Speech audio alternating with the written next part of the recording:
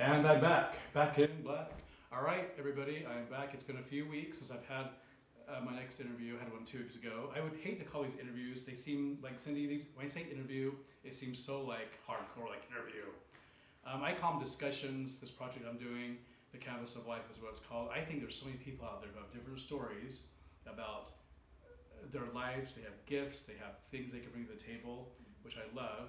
And so I was thinking the other day, I'm like, I know a lot of people who have different gifts as far as energy healing, Reiki, spiritual, I wouldn't say powers, but just some spiritual gifts. So I thought, well, I know someone, her name is Cindy. And in my mind, Cindy, you, from what I've known of you the last year or so, from our text messages, talking about things, I've seen you for a couple of meditations and some healings. You are, in my mind, one of the foremost people I can trust in that sort of thing, as far as healing, energy work, and that sort of thing. So let's talk about empaths. Empaths.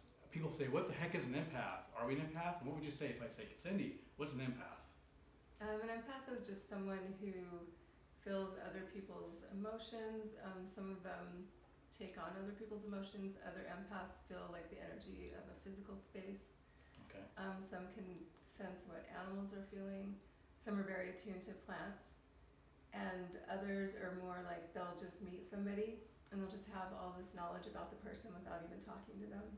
Oh, wow. So there's a few different kinds of empaths. Right. Can someone be everything or only one only? Usually you're more than one kind of empath. Okay, so you could kind of... You can be all of them. All of them. And that's what you are. I think you have, is that right? Yeah. You have all those gifts?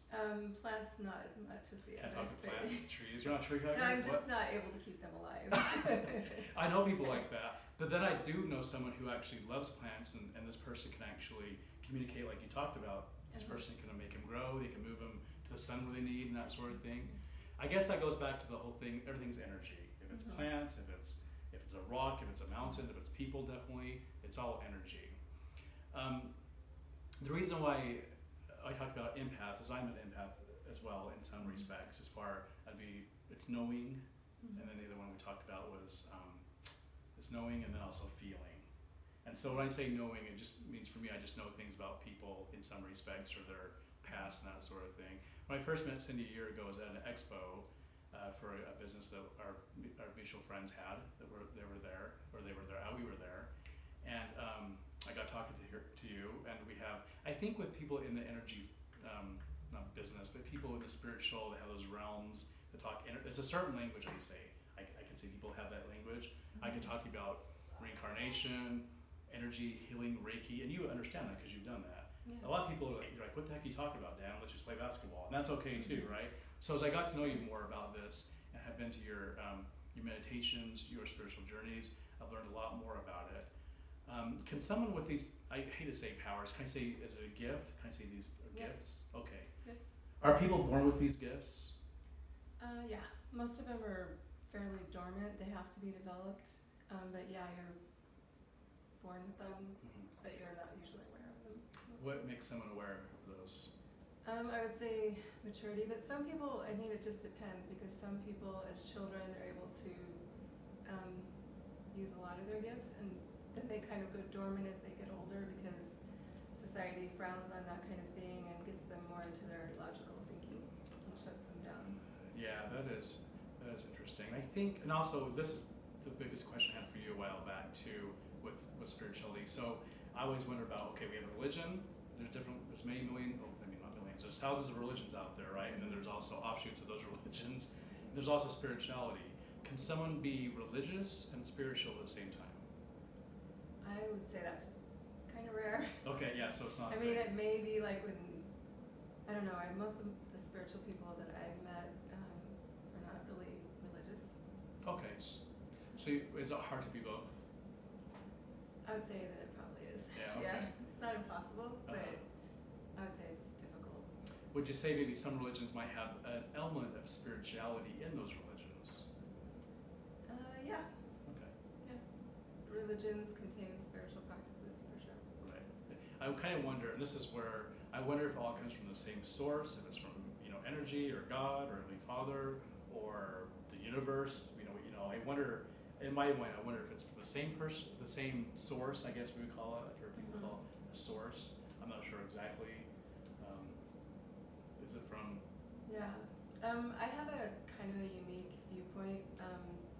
I look at things in like levels of consciousness. Okay. So if you go up high enough in consciousness, it's all the same, but then it gets filtered down through people's perceptions, and then everything kind of changes, and then you get religions that are arguing with each other, or people that are you get all the ego involved, and then Right. it changes everything, but everything Okay. is like that. That's okay. So ego, man. Okay.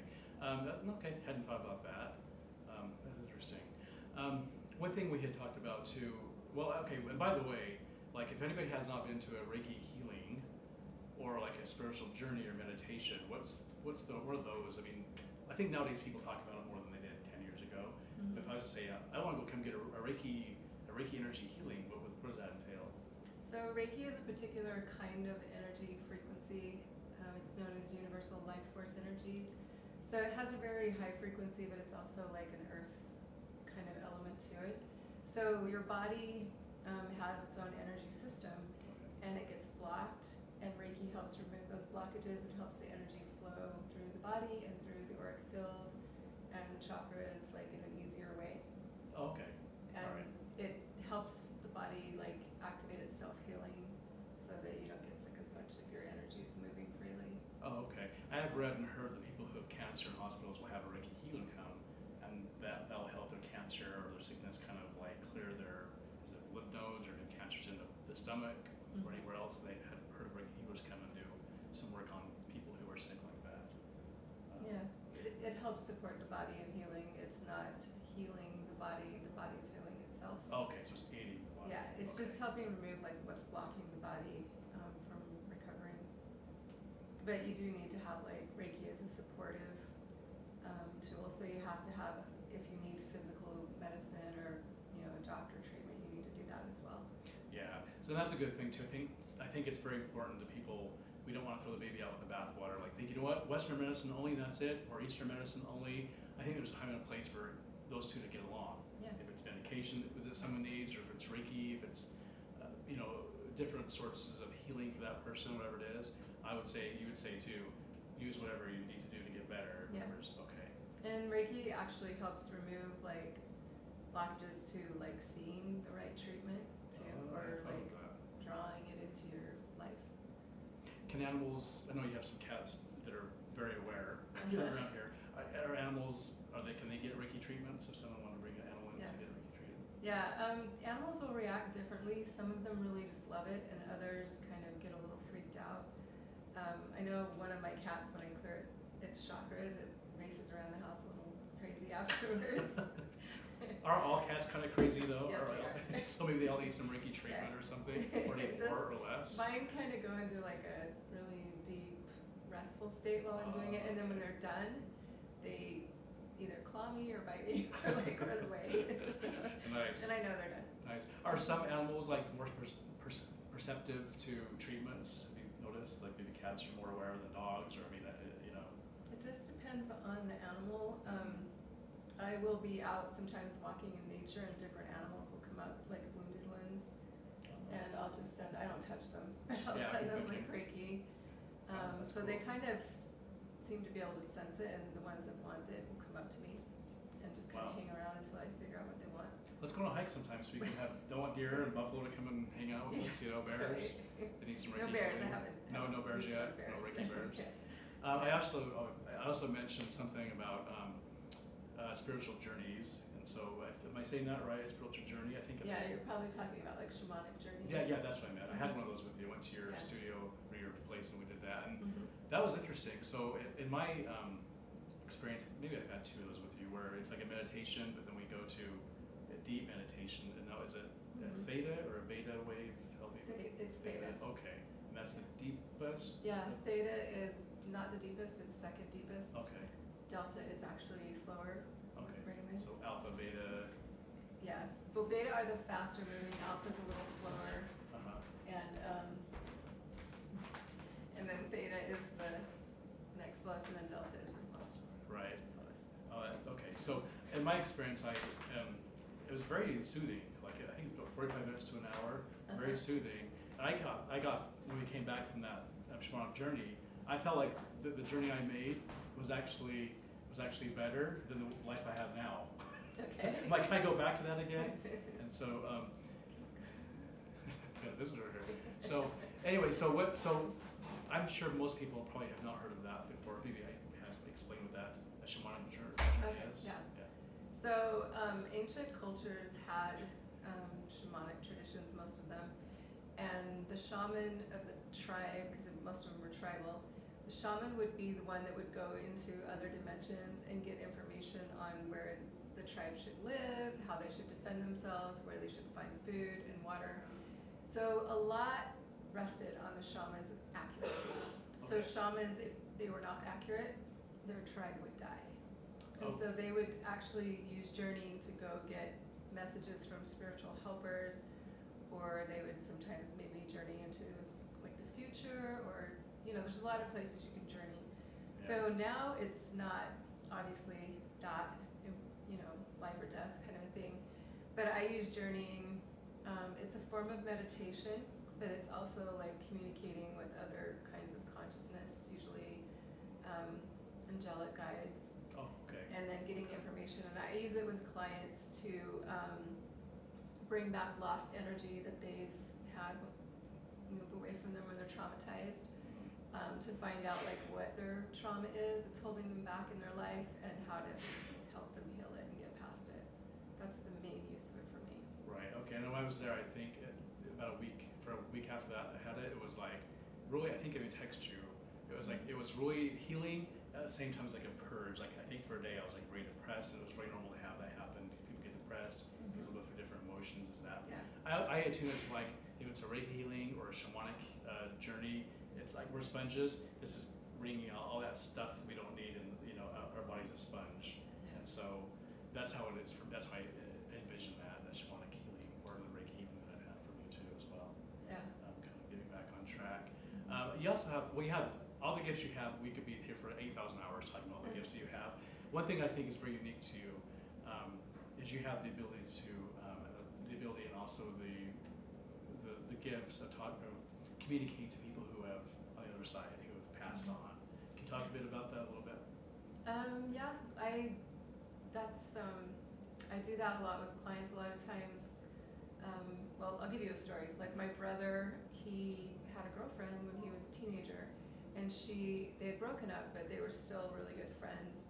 And she died in an unexpected car accident, and he never got over it. And it had been like over 10 years, and it was still super fresh to him. And so this was like when my gifts were starting to open up, and I started, like really doing conscious mediumship.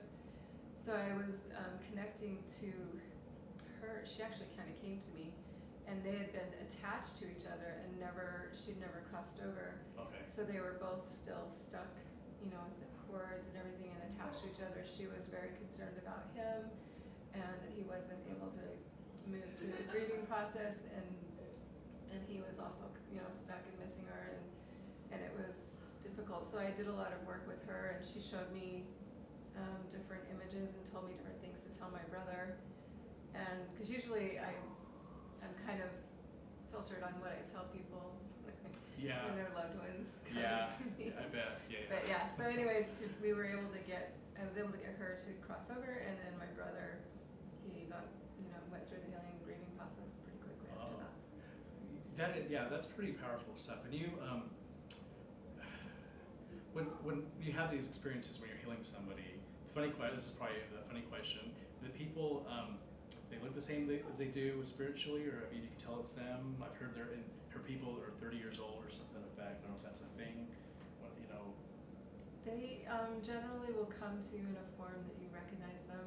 I had another friend whose boyfriend died unexpectedly, and it was just like sitting next to him, his personality was the same, his mannerisms, the way he looked was the same, and the way his attitude was the same as it had been when he was alive. So okay, so you can tell it's them. It's them. Yeah. Yeah. It's so interesting. They have the same colorful personality, or whatever personality they had. Yeah. And you tend to have people kind of search you out. I mean, people on the other side can search you out. It seems like, right? They search you out, maybe trying to figure things out, and have people would think that's a gift. Although I can imagine if you're trying to sleep at 2 a.m, like, go away, I'm trying to sleep. How do you kind of handle that as a very tuned empath that you are and have those gifts, how do you handle that? I have very strict guidelines, and I have like protective energies around me. So, Okay. because I'm not, mediumship is not my main thing, so I do it only as necessary. Yeah. Yeah. So you're able to, if someone comes to you from the other side, you're like, you know what, I'm busy right now. Come next Thursday, I'll be dead anyway, or something. I mean, just do you have an appointment for her ever? I'm just joking more than anything, right? Usually, it's only if I'm doing a session. A lot of times, though, if I'm watching a news story, or I don't know, sometimes they'll just give like a story. Like I'll see something on the news to get my attention if it's a spirit that needs my help. Right. And then I sense them. Normally, I'm not like in my normal waking state. I'm not tuning into them. I'm tuning into my life and what's going on around me physically. And that's important too, because you wouldn't be able to live a life or work your job if you were just the whole day you're getting bombarded by people from this side and the other side too, energies that would be and spirits. A lot. Yeah, definitely. It'd be hard. I think, how long have you had these? I mean, you said you talked about you were born with them. How old were you when you kind of like, hey, I'm special, right? Maybe I'm different, or maybe I'm gifted, or how was that process for you? I never thought of myself as different or gifted in that way because it just was normal to me. Right. So I was always able to connect with spirits, and I didn't ever really think about if that was normal. I didn't talk about it with anyone. Yeah.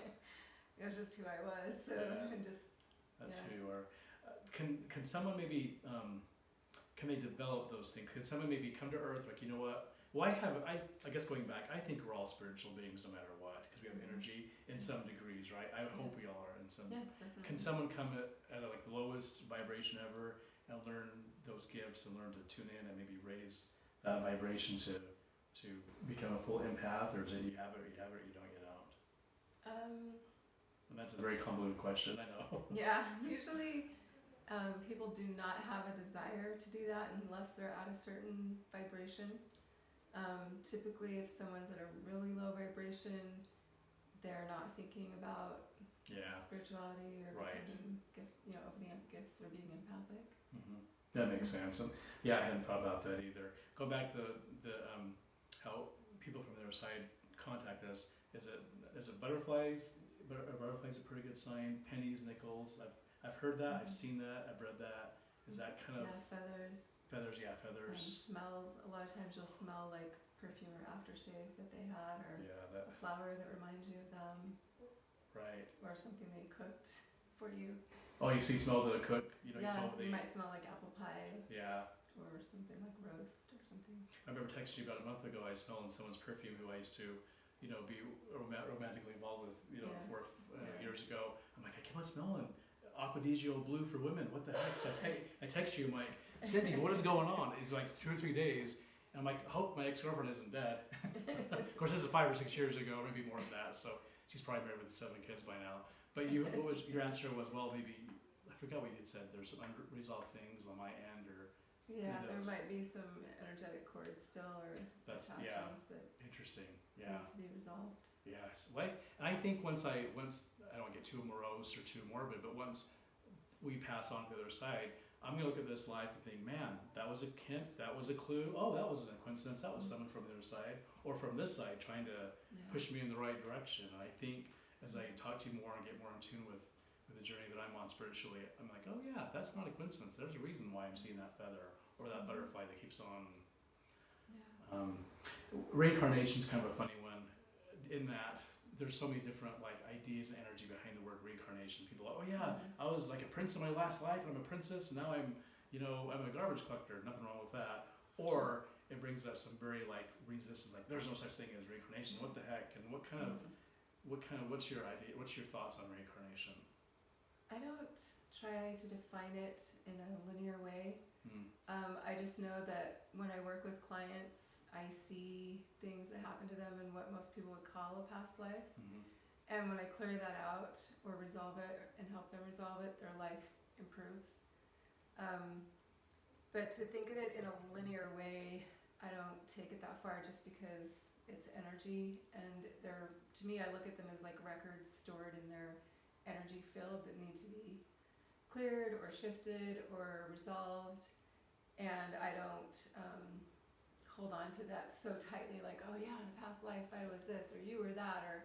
But when I do tell people what I see, they tend to really resonate, and it really hits them emotionally because they at some level remember that information, whatever it is. Oh, okay, yeah. Yeah. You know, some would say, some mediums would say, well, this life is to come and learn your lesson. If you don't learn it, you die, and you come back at a different time and learn it again until you learn that lesson. And I've heard and read about that. I don't know if that's a thing, is it partly a thing, what in your estimation would you say on that? And that's a very linear thing as well. I mean, this whole thing is linear, right? Yeah. It's so complex, so. Yeah. I look at it as a karmic cycle. So karmic cycles are something where a choice was made and it led to a series of things happening, consequences. Right.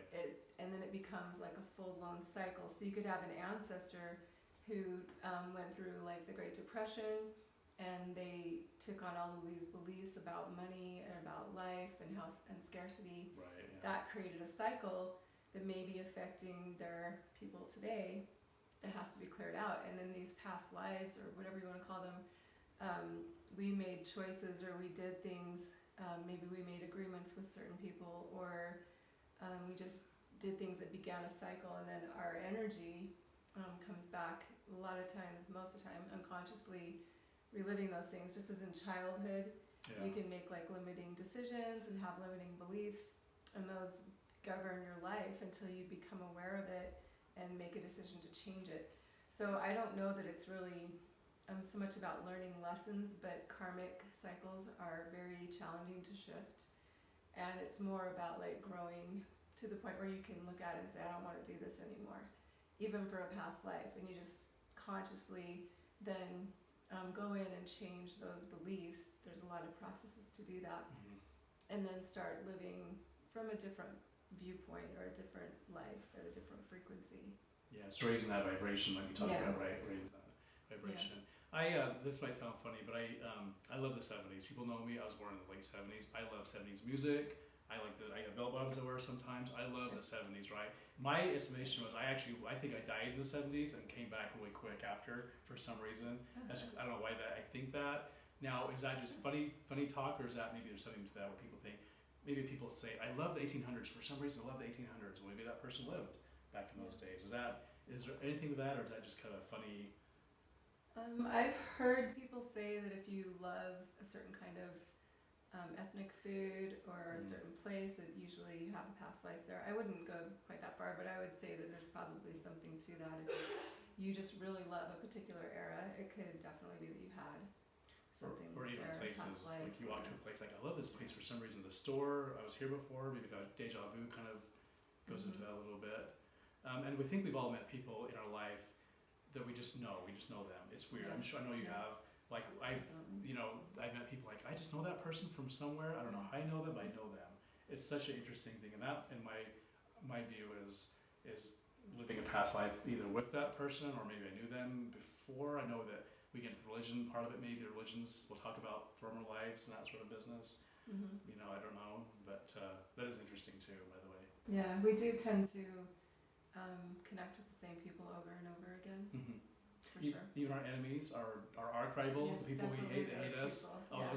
so maybe we're supposed to be here to be friends with them after a while. If not, we gotta come back with them. Yeah, sometimes, but sometimes it's just they're repeating some kind of role. And I do a lot of work with clients that way, untangling those roles and releasing those people from playing that role in this lifetime. And that clears it up. Or releasing my client from playing it because maybe they're being the victim for this person over and over. And that helps them not be a victim to that person anymore. Oh, that's interesting. So people can play roles. I have a son that's 20, almost 21, and he by far is more adult-like than I am. I mean, he's always kind of the parent. It sounds really funny. I told him, hey, son, I think my last life you were my parent. And does that sound really funny? Because I really think, I don't know if I believe that, but you talk about roles. Mm-hmm. Can someone maybe be the parent in this life, the next life either the kid or the girlfriend, the boyfriend?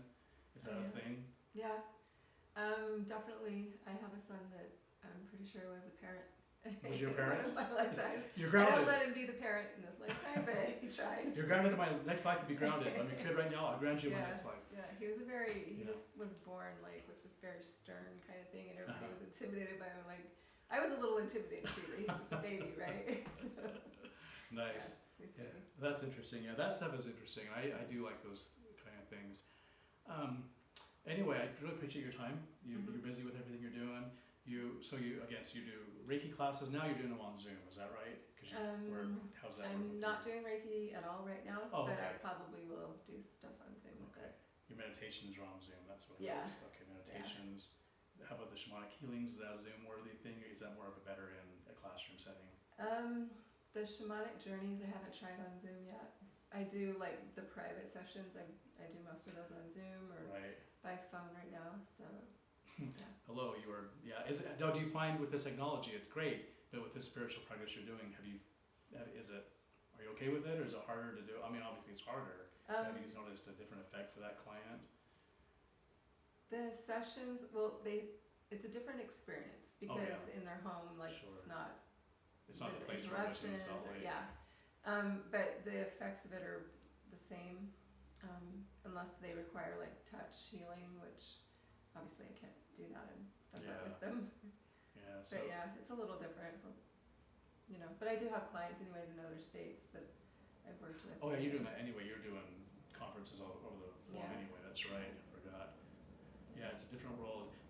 After the first earthquake, I did text quite a few people. You're one of them.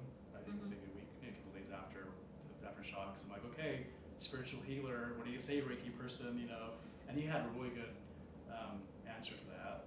And do you remember what it was? Because I think I forgot to. No, I don't remember. But what would you say? So someone comes to you. We've had like all these earthquakes. Oh no, we're coming from Utah, by the way. You guys know that by now, hopefully. So we've had COVID. We can't.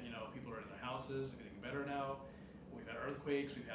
Now there's killer bees, I guess, apparently in Washington. They're going to bite your head off or something. Wow. They're murder bees. Anyway, so as an energy healer, the gifts that you have, what would be your answer to this whole COVID stuff that's going on? There's a lot involved with this. Mhm. I would rather just look at it from the point of like what is gained from it. Okay. Usually when we are faced with things going really wrong or losing, our job and all we have is like time to focus and go inward, it's more of a call to wake up spiritually or to get in touch with your spiritual side. That's one of the things that can come from it. It doesn't always come from it. Yeah. But in Utah specifically, a lot of things have been triggered from the community pain body, things that were never resolved in our ancestral lines. As a community, they've just kind of been out there cocooned, and this has ripped that cocoon open. So a lot of people who haven't done a lot of shadow work are kind of having no choice but to face that shadow now. And not only their shadow, but for generations of people going back who haven't done a lot of energy work or processed a lot of trauma. So the people that have been doing that work, it's not as challenging, I would say, but it is a chance to really look at your trauma and process things and get your vibration higher, change your perspective, and just look at what's not working in your life and make changes.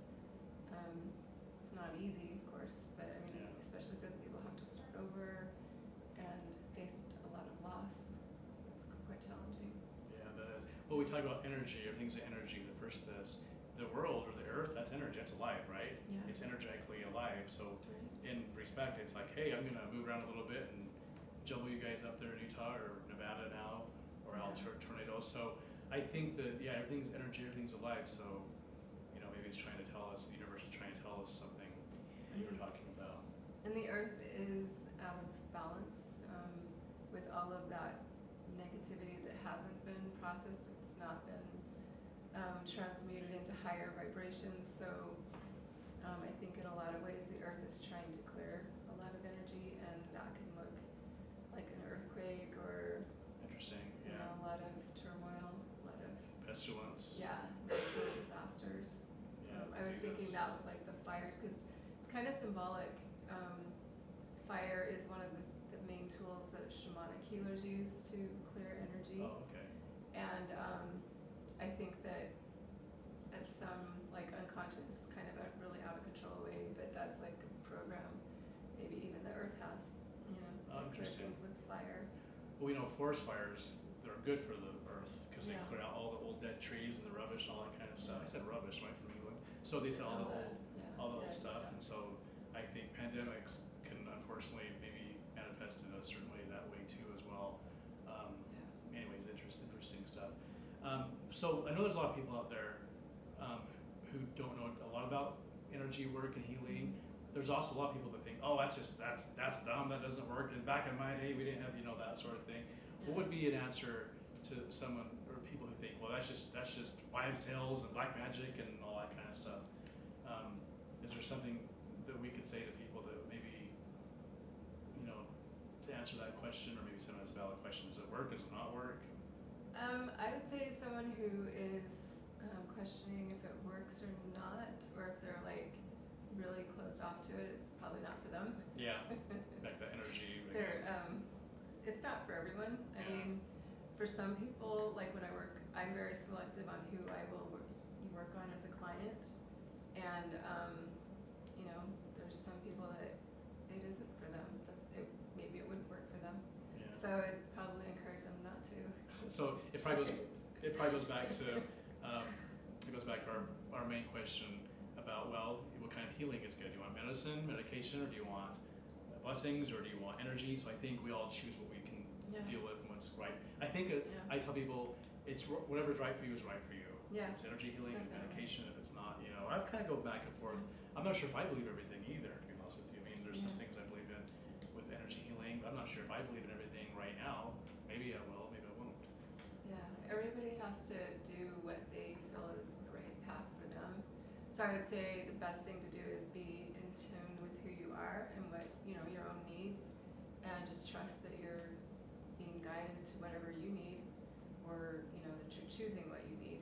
So, yeah, it's not really about believing with energy healing.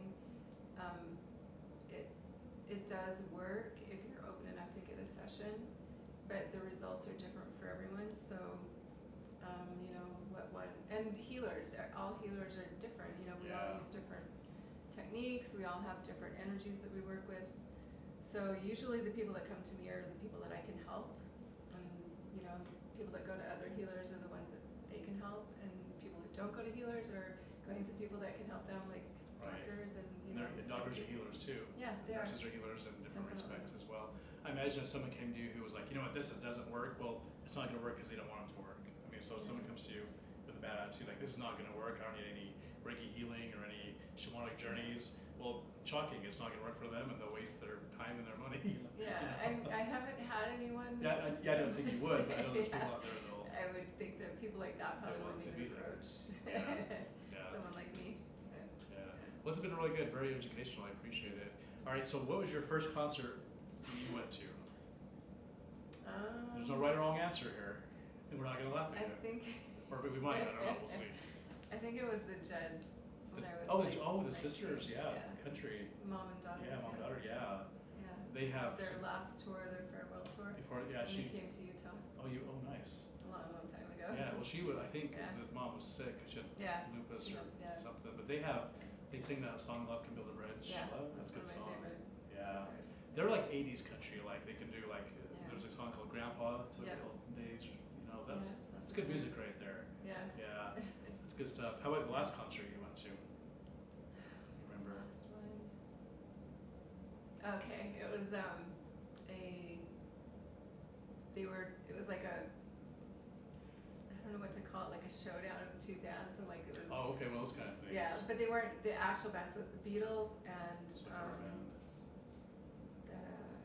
Stones. Yes. Yeah. Yeah. So cover bands of those guys. Yeah, it was like a couple, about a year ago. They sing together to the same songs together. They just They did one some show of them. and then. Yeah, it was, and they went through all the different eras of the Beatles and the Stones. So that was really cool. The lead singer of the Stones was really good. Yeah, it was like Mick Jagger with his big It mouth. looked like- Okay, who has a bigger mouth, him or Steve Tyler of Aerosmith? I the don't big know. mouth. I know that's gonna be my That's a tough one. my thumbnail, my open mouth. There Um, we go. Nice. They have, and that's a hard question. People say, okay, Dan, who's, because I love music, right? They said, Mhm. who's better, the Beatles or the Stones? That's one of the hardest questions ever because I think they're both great. Who would you say?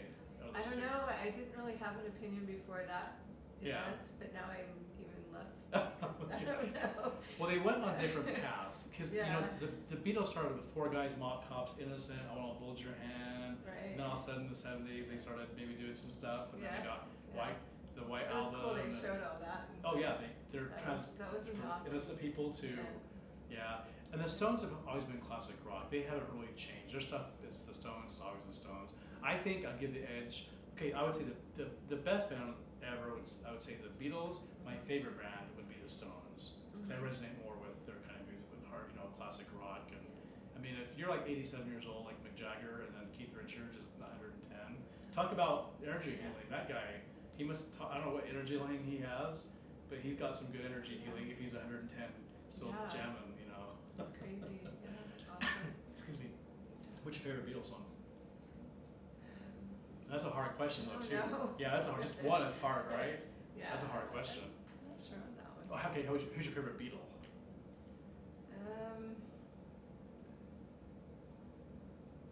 Probably Paul McCartney. Oh, yeah, he's alive. The rest of them are dead, aren't they? I think. Oh, Ringo's still alive. Is Ringo- Ringo's alive, but Okay. I say Paul. I Yeah, like John Lennon. yeah. And they're also different too. They had their own different paths too. I mean, Ringo was doing his own thing. Lennon definitely had his own thing in the '70s, and was killed in the early '80s, I think, with his peace and love and everything. And Paul seemed to kind of keep it all together. He was kind of the glue, in my estimation. George Harrison would just kind of showed up and he's like, yeah, I play bass guitar. That's cool. I'm just hanging out. I don't know too much about that guy. Yeah, I don't either. But I'm not well versed with the Beatles either. yeah, It's hard to say. yeah. Who would be your favorite band if I would ask?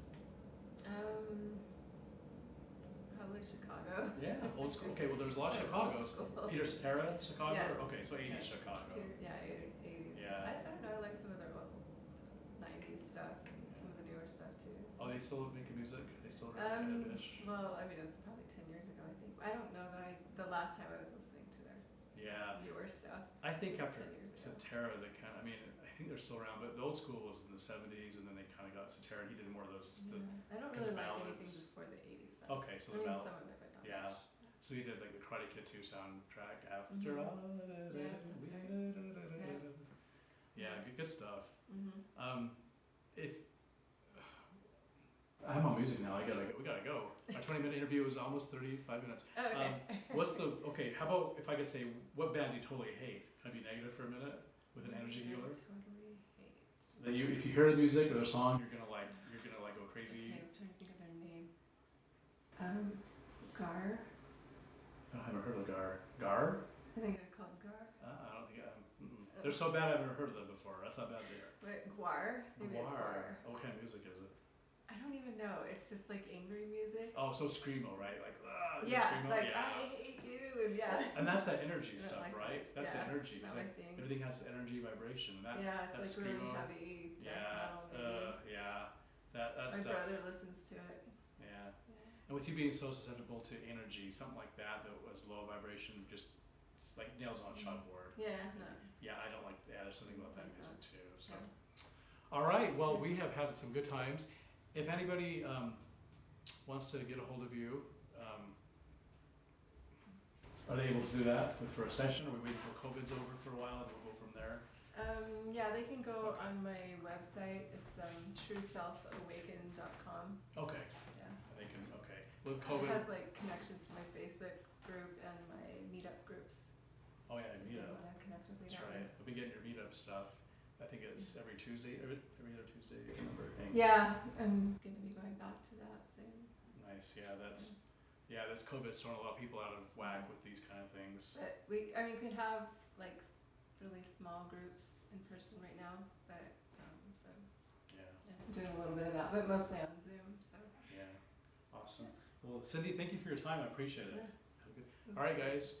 That was fun. I'm glad I say tune in. I'm not sure if I say tune in. Thanks for channeling in. Right now, my channel is still called The Canvas of Life.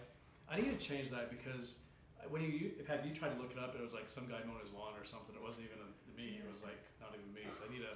I'm on there, but I think it to scroll down like 3 or 4 times to see me. So I got to figure out something different. So I want people to see me. The first thing they do is see me when they get on there, not 4 guys and then me. All right. Have a good day. I'll talk to you guys later. Bye bye.